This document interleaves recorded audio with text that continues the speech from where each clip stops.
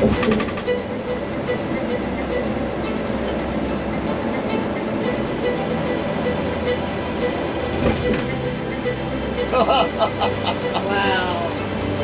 Wow, this is absolutely incredible.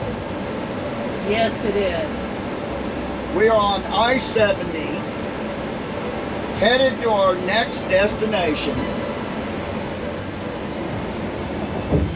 And I'm not sure if this is called Glenwood Canyon or Glenwood Springs Canyon. I'll look that up, but holy cow.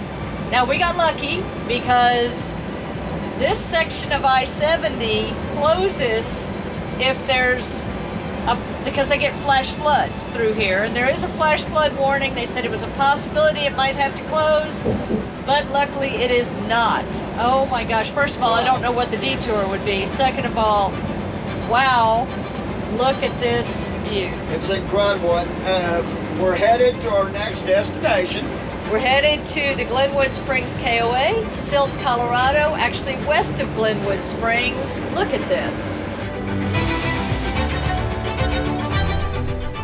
Officially called the Glenwood Canyon Highway, this section of I-70 is unique for a lot of reasons.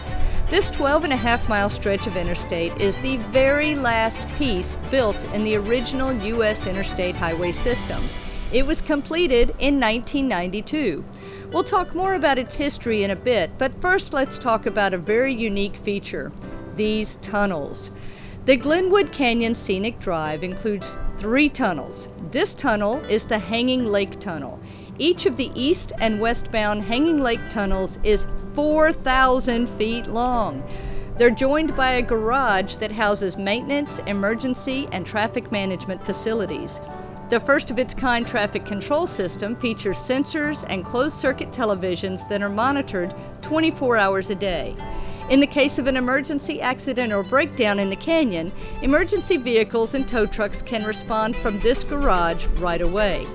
Hanging Lake is also home to one of the 4 rest stops that were added to this route when the interstate was constructed.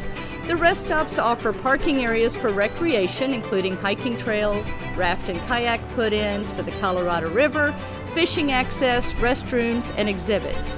Also added during the construction of the Glenwood Canyon Highway is a paved bike path that runs the entire length of this scenic drive.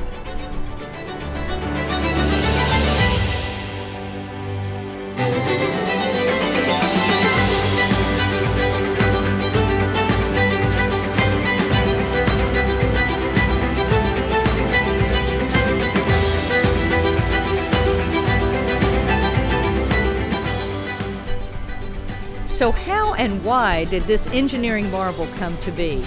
Well, today's I-70 follows a Ute Indian trail.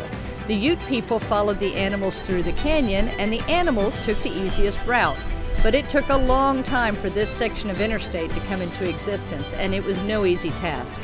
Glenwood Canyon is 3,000 feet deep, and reports that we've seen list the canyon walls here at the highway at somewhere between 1,300 and 2,000 feet above the river. Speaking of rivers, Glenwood Canyon was carved by the Colorado River 70 million years ago. It runs through the White River National Forest in the rugged Rocky Mountains. Wildlife you might see here include bighorn sheep, elk, and deer. In 1887, the railroad came through with a narrow gauge track, but it would still be a while before cars could pass through the canyon. State Senator and U.S. Congressman Edward Taylor, who owned a home in nearby Glenwood Springs, founded the Good Roads movement during the 19th century to obtain funding and planning of roads in Colorado. In 1899, construction of the Taylor State Road to connect eastern Colorado and western Colorado began. That road went through Glenwood Canyon. It was a 1-lane dirt road completed in 1902 and the first automobile route passing through the Colorado Rockies. Despite the fact that it was heavily impacted by weather with mud and rock slides, Taylor State Road went on to become a major U.S. transportation artery renamed Highway 6. U.S. Highway 6 was a 2-lane paved highway built in the 1930s, replacing the original road. As the nation's interstate system was being built, the plans for Interstate 70 coming west originally ended in Denver, so they wouldn't have to build an interstate highway through the Rocky Mountains.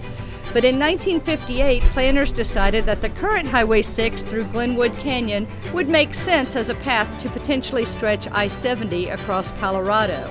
That was a lot easier said than done. Locals were worried that interstate construction would harm the canyon and disrupt the wildlife. A committee of citizens was formed in the 1970s to participate in the planning of the Glenwood Canyon Highway and provide feedback to the engineers and the construction team. Engineers worked to design a highway that would blend into the environment and protect the wildlife and the plants. Construction of the modern interstate began in 1980. The highway was built in tiers to ensure that all 4 lanes could mostly fit into the area that was already occupied by the 2 lanes of the old Highway 6.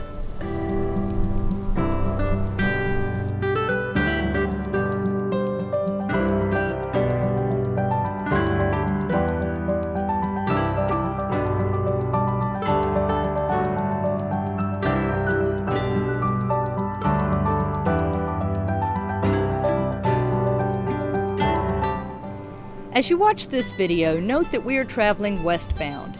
To the left, you'll sometimes see the eastbound lanes, and they are often higher or lower than our lanes. That's part of the tier system that we mentioned. You might also catch a glimpse of the Colorado River, the train tracks, yes, the trains still use this route, including Amtrak, and the bike path. The final design of Glenwood Canyon Highway includes sections of bridges and viaducts over 6 miles long. There are 3 tunnels, over 40 bridges, 15 miles of retaining walls, 300,000 tons of structural steel, and 1.62 billion, with a B, pounds of concrete. 500 highway workers worked on the project every day for the 12 years, and the final cost of the project totaled over $490 million. But the end of the construction wasn't the end of the project. After the build was complete, teams planted seeds and cuttings of native plants that had been stored in plant nurseries built for this project. In all, they planted more than 150,000 native plants in the canyon corridor. After 12 years, the Glenwood Canyon Highway opened in 1992. It is the final stretch of the original US Interstate System to be built. The project was named an Outstanding Civil Engineering Achievement, and part of the drive has also been named a Historic District. Just as the original road was susceptible to weather back in the early 1900s, today this stretch of highway closes due to flash flood risk, rock slides, wildfires, or snow. The Grizzly Creek fire burned in the area for 4 months back in 2020, and the stretch of highway was closed for 14 days as a result of that fire. Always check the weather reports and road conditions before you set out on a drive through amazingly beautiful Glenwood Canyon.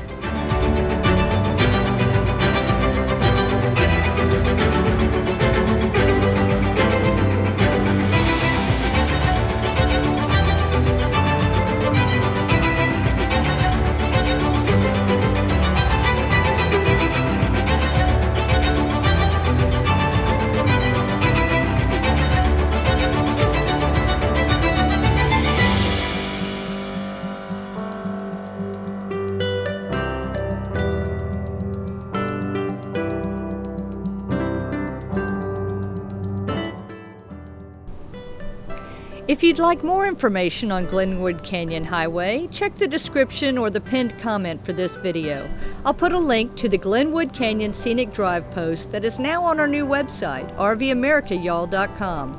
It's part of our Scenic Drives section, and hey, while you're there, you might find another amazing drive that you'd be interested in taking, like the incredible Trail Ridge Road, which is also in the Colorado Rockies.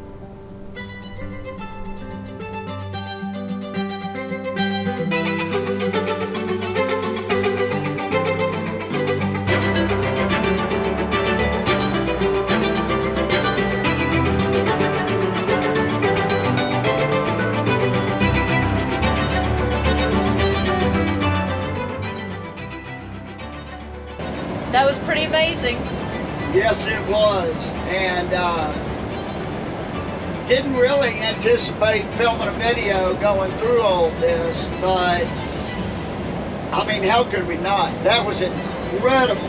Holy cow. Probably the nicest drive we've ever taken in the RV. I mean, we got a lot of them here in Colorado, but this was really, really incredible, and I hope you liked it.